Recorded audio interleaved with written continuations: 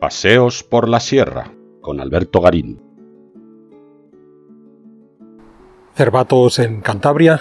es una localidad famosa por su iglesia, en el pasado parte de un monasterio y más tarde reconvertida en colegiata. Destaca por sus esculturas, en los canecillos, en los capiteles, en el tímpano de la entrada,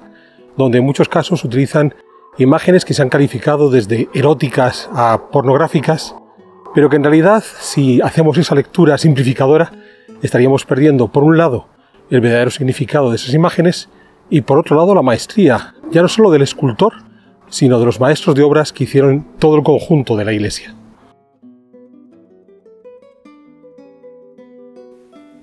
La colegiata de San Pedro se encuentra ubicada en el lugar de Cervatos, hoy en el municipio de Campo de Enmedio, en Cantabria. Sabemos de la existencia de un monasterio en este lugar de Cervatos desde al menos mediados del siglo IX, cuando probablemente pasó a formar parte de esa reorganización religiosa que se va a dar en la cordillera cantábrica en estas primeras fases de la Reconquista. Sin embargo, la construcción de la iglesia que podemos ver hoy ya es más tardía y hay que situarla a comienzos del siglo XI, exactamente en el año 1129, como marca una de las inscripciones que tenemos en el pórtico de la entrada. A la par hay otra inscripción que nos indica que la iglesia ya había sido terminada para 1199. Desde entonces, el templo ha sufrido algunas reformas, sobre todo en el añadido de una serie de capillas por su lado norte, así como la transformación de las cubiertas de la nave, que probablemente ya fueron rehechas para comienzos del siglo XVI.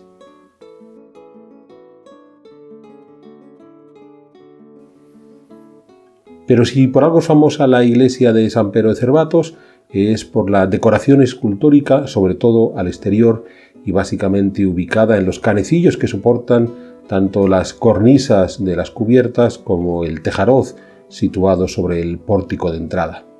A la hora de entender estas esculturas hemos de recordar una idea fundamental. Nos han repetido numerosas veces que estas esculturas venían a ser la Biblia de los analfabetos, puesto que los fieles medievales no tenían capacidad para leer y entender los textos sagrados y por tanto había que explicarles a través de estas imágenes. Sin embargo, en esta explicación hay un error importante. Las imágenes per se no explicaban nada. Había que hacer entender a los fieles lo que esas imágenes querían decir. Y en ese sentido, los creadores de las imágenes y aquellos que las utilizaban para estas explicaciones teológicas eran gentes con una mente muy desarrollada desde ese punto de vista teológico y por tanto el mensaje que se encierra no es de una lectura inmediata. Una vez más, no es la Biblia de los analfabetos, todo lo contrario, es un resumen iconográfico elaborado por un teólogo que por lo general suele reunir bastante complejidad. ¿Qué quiero decir con esto? Pues que si fuéramos cual fieles de época medieval enfrentándonos a los canecillos, lo que estaríamos sería sencillamente viendo una serie de figuras en las que podemos reconocer desde todo un grupo de bestiarios, animales con todo tipo de atributos, incluso diabólicos, la presencia de los cuernos es una constante, a una serie de figuras humanas, masculinas y femeninas, que en muchos casos nos muestra sin ningún pudor sus órganos genitales o directamente están llevando a cabo prácticas sexuales. En algunos casos estas figuras humanas incluso llegan a presentar una cierta exageración en sus rostros, en sus gestos. No sabemos si porque están en plena pasión o sencillamente se han dejado llevar por algún tipo de movimiento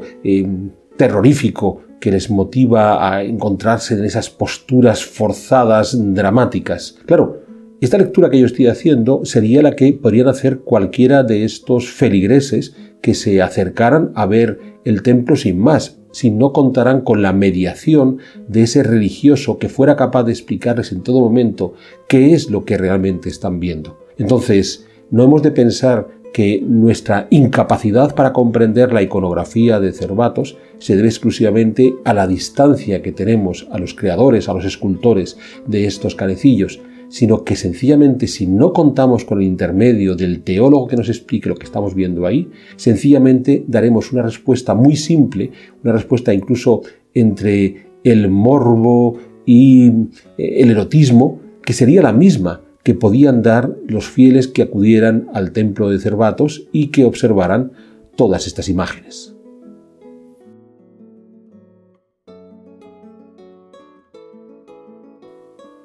Entonces, hagamos el recorrido completo. Llegamos desde el exterior,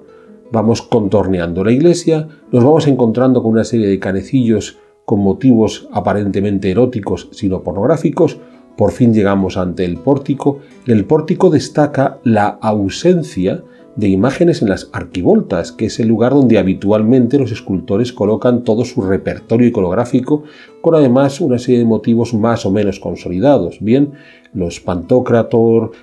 algún tipo de recuerdo de la advocación a la que podía estar dedicada la iglesia, desde la Virgen María, en este caso sería San Pedro, los ancianos del Apocalipsis, y sin embargo aquí no. En una iglesia donde tenemos una decoración muy llamativa en los canecillos, sin embargo las arquivoltas desaparece. Pero es que el propio tímpano de la puerta, ese elemento semicircular que queda por encima del dintel, que de nuevo en cualquier otra iglesia es el lugar donde vamos a colocar la mayor cantidad de iconografía y con el significado más potente, aquí lo que tenemos es una serie de motivos vegetales entrelazados entre ellos que sin duda nos están diciendo: habéis llegado a la iglesia, habéis venido recorriendo viendo estas figuras, algunas diabólicas, otras aparentemente pornográficas, y por fin os enfrentáis antes de ingresar al templo con ese entramado vegetal que indudablemente nos está apelando a la naturaleza que nos encierra, que nos envuelve, que nos aprisiona, porque esa es la sensación que nos transmite ese entramado natural.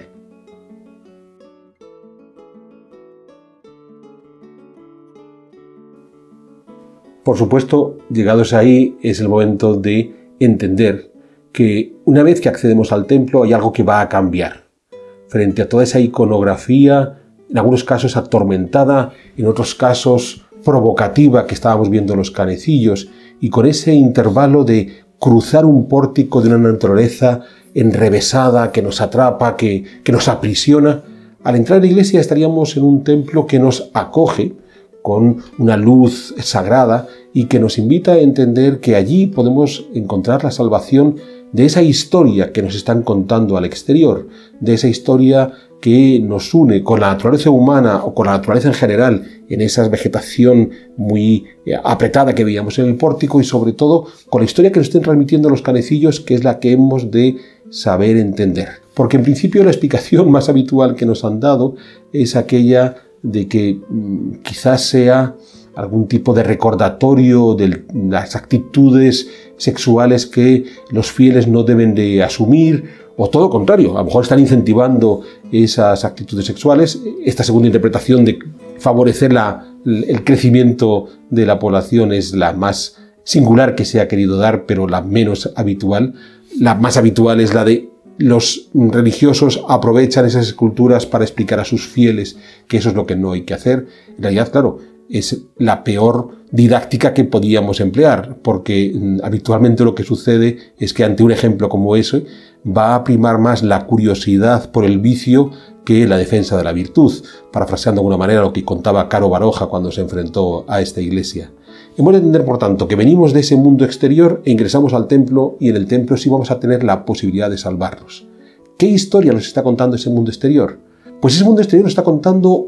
un relato del Apocalipsis de San Juan, donde nos estaba recordando en el capítulo 17 la condenación de la gran ramera. Ahí es donde nos cuenta que hay una mujer que ha fornicado con todos los reyes del mundo, que viene acompañada de un monstruo de 7 cabezas con cuernos. Sabemos que en principio San Juan, detrás de la gran ramera, a quien veía una especie de humanización de Roma, que era con la que había que terminar porque ellas eran los responsables de la actitud pecaminosa de los seres humanos. Una ramera que incluso había hecho caer en el vicio no solamente a los reyes, sino incluso a aquellos pueblos que la estaban siguiendo. Claro, si nos leemos esta parte del Apocalipsis de San Juan y lo comparamos, este capítulo 17, con las imágenes que tenemos al exterior, nos empiezan a encajar las piezas. Encontramos a la mujer que se ofrece de una manera vulgar, encontramos a los hombres que se dejan llevar por la pasión sexual, encontramos a esas bestias que acompañan a la gran ramera con sus cuernos, con sus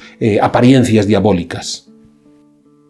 Con lo que al final el mensaje de Cervatos era muy interesante. Si llegabas a la iglesia y veías todos esos motivos eróticos, incluso pornográficos, y eras incapaz de entender que había un mensaje apocalíptico detrás del mismo y que la salvación estaba en el interior, en el templo, inevitablemente estabas condenado. De modo que ya saben, cuando acudan a Cervatos, sean cuidadosos y miren las imágenes con la necesaria contención teológica para evitar esa condenación.